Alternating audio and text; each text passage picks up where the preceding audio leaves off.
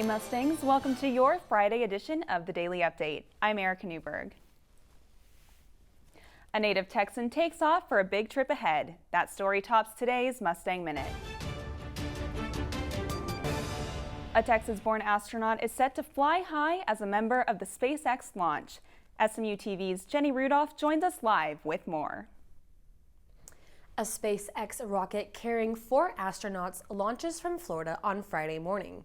4 astronauts from NASA, the European Space Agency, and Japan will spend 6 months in space at the International Space Station. The Crew Dragon capsule, named Endeavour, will dock early Saturday morning. The 4 astronauts will join 7 already on board, who previously arrived in May and November of 2020. 11 astronauts now make up the space station's total staff, one of the largest crews the ISS has ever hosted.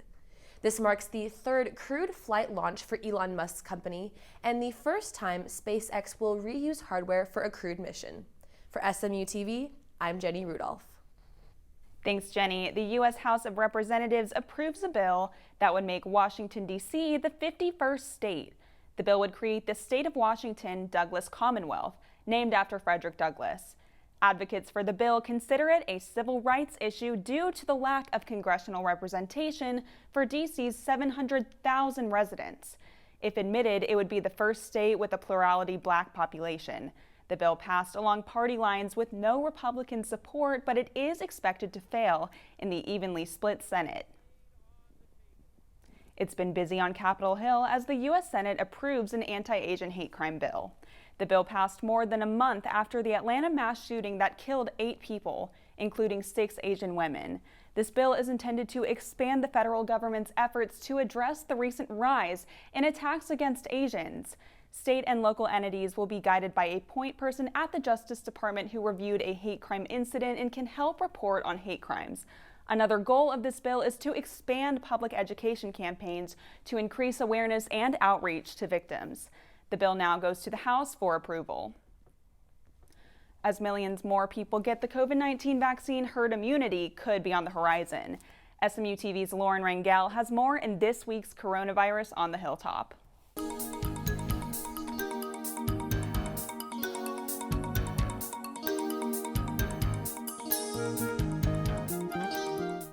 Hey Mustangs, welcome back to Coronavirus on the Hilltop. I'm Lauren Rangel.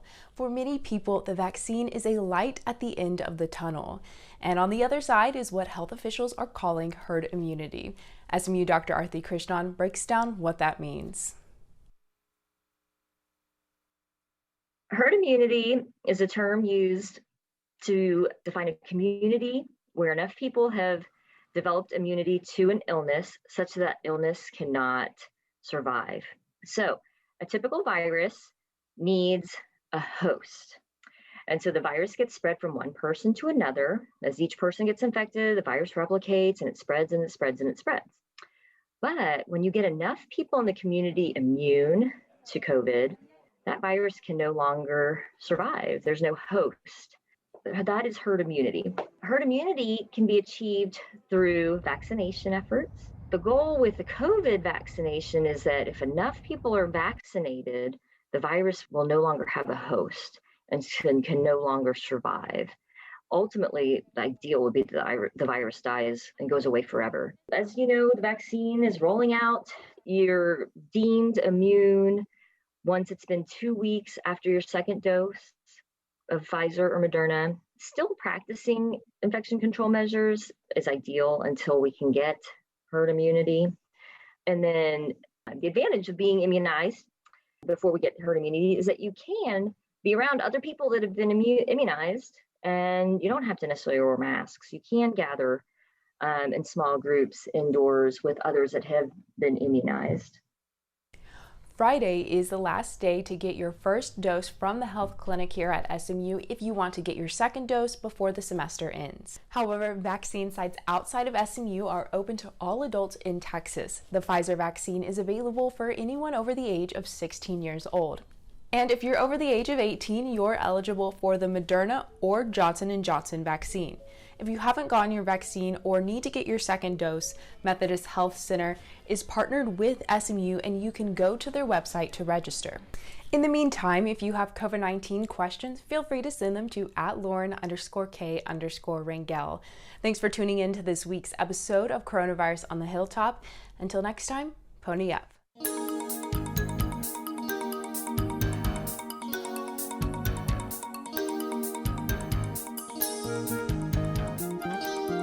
Colleges across Dallas and across the Lone Star State address student wellness concerns in many different ways.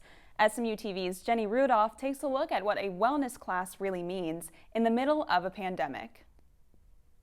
Isolation, exhaustion, and increases in mental illness are nothing new during COVID-19. Now, colleges are handling student wellness during the pandemic in a variety of ways. For Dallas colleges like DBU and UTD, spring break exists as usual. I was really grateful that DBU gave us our spring break so that we could rest and recharge for the second half of the semester. Info on the in-class assignment I have for it. It was really nice to take a break from school for a week, or at least like catch up on school. I felt like that's definitely made the past couple weeks a lot easier because I just had that recharge time. But things on campus at SMU haven't looked quite the same. When spring break was canceled, members of Student Senate proposed wellness days to replace the 5 lost days of break. A lot of people don't realize that breaks from school aren't a day off to just have fun. Oftentimes they are used to catch up on work. Students on Senate and across campus expressed excitement over the alternative, but SMU faculty, Senate, and administration turned down the proposal. That led to more discussions about mental health as a problem, looping in a student senate before administration makes decisions, but that doesn't solve the mental health crisis that we have on campus. Now, without a break, some students are struggling to keep up with the overwhelming workload. I didn't realize how much I would miss that week until it wasn't there. Just that little bit of rest this year, it was just like, wow, I have just been going and going and going and I haven't stopped. For SMU-TV, I'm Jenny Rudolph. Thank you, Jenny, for that report. And that's your Mustang Minute. Driving that stretcher, drawing that handle in. I love rowing because we like to go fast, and when the boat feels really good, it's always a great day.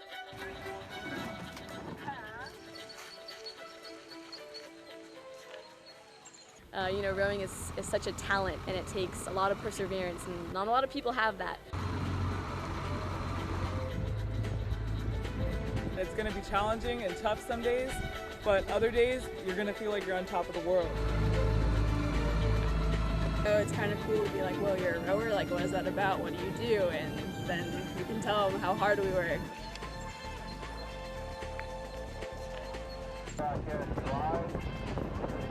We live for that next stroke on the water when you get to attack with raw power and strength.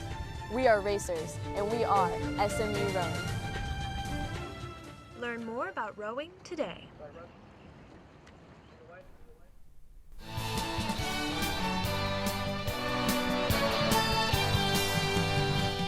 Hey Mustangs, I'm Erica Newberg with your 5-day forecast.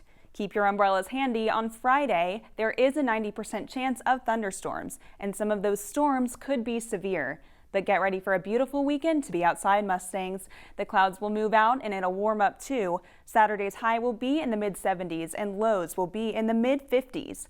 Sunday will be a true sun day with clear skies and we'll see highs around 84 degrees. The low will be in the low 60s. Monday brings in the warmest temperatures of the week with a high in the mid to upper 80s and lows in the upper 60s. Clouds will roll back in on Tuesday and the chance of rain returns as well. Tuesday's high will be around 85 degrees and the low will be in the mid-60s. So be sure to enjoy the great weather this weekend, Mustangs. Get outside and soak up the sun. This is Erica Newberg, here with your weekly Roundup. Unintentional second-degree murder, third-degree murder, second-degree manslaughter. Derek Chauvin is found guilty of all 3 charges for killing George Floyd. He was convicted of second-degree unintentional murder, third-degree murder, and second-degree manslaughter. This is going to be the first in a future of change. The jurors spent more than 10 hours over 2 days before landing on their decision. Chauvin will be sentenced in early June. A 16-year-old black teenager is fatally shot by police in Columbus, Ohio. Ma'Khia Bryant was loved by many. Her cousins say she was a good student and a good person. Bryant's mother, Paula, shared her feelings in an interview on Thursday. My heart is broken. My heart is really broken right now because I miss my baby, to be honest. I miss her already. Mother Paula says Ma'Khia was a loving, funny, humble child who enjoyed cooking, music, and seeing other people laugh.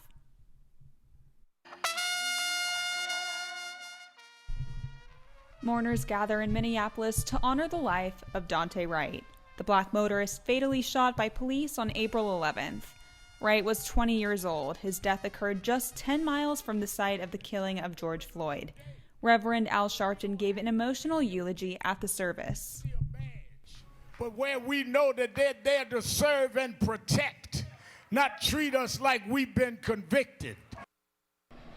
The FDA halts distribution of all Johnson & Johnson vaccines after reports of blood clots as a result of the shot. Officials predict that J&J will be able to resume output as early as this weekend. This would mirror Europe's decision to resume as well, saying that the benefits outweigh the risks. Happy Earth Day! Governor Henry McMaster announces an initiative to plant more than 3 million pine trees in South Carolina. This effort would help to control flooding in the state. Environmentalists and scientists say that the initiative is not a bad idea, but they recommend that the state put in bolder efforts to address global warming and other environmental issues. That's your weekly roundup. I'm Erica Newberg. Earth Day celebrates 51 years this week, and SMU-TV's Haley Capavilla spoke to some SMU students about how they are supporting the planet by reducing, reusing, and recycling. Reduce, reuse, recycle. We've all heard these words, but on April 22nd, they hold a much deeper meaning.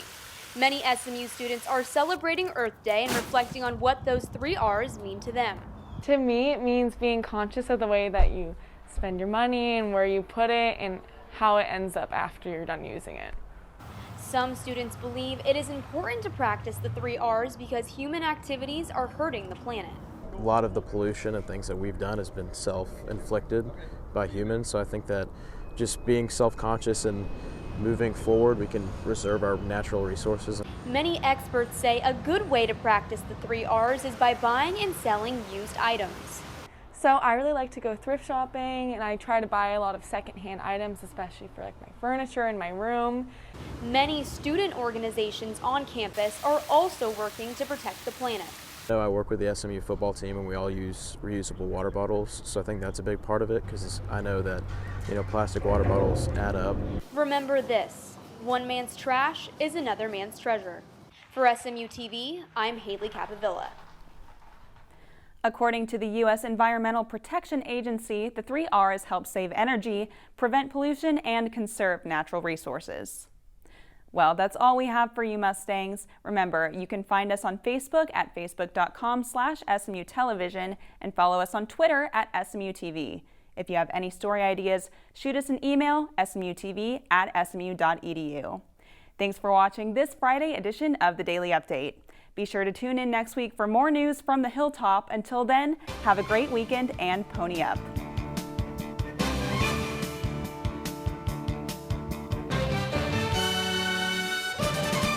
SMU-TV and the Division of Journalism want to thank our underwriters, North Park Center in Dallas, Javier's Gourmet Mexicano on Cole Avenue, and Advance ER off West Lovers Lane. We appreciate your support of student media.